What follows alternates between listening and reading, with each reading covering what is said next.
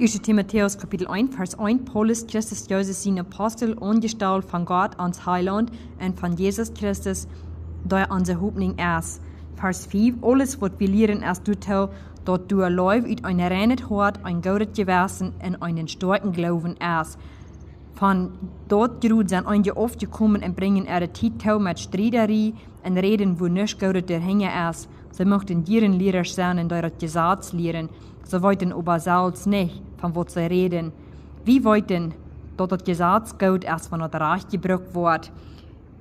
Wir müssen verstehen, dass das Gesetz nicht für die Gerechte gegeben ist, aber für die Gesetzlosen und Verbrecher, für die Gottlosen und Sünder, für die Unheiligen Arene, für Mörder, die Vorrat mit anbringen, für die Hure und Söhne, die mit nicht Geschlecht schon drieben, für Kinderstehler und Lehner, für die ein falsches Zeugnis geben und für alles, was das nach gegen Gott seine heilige Lehre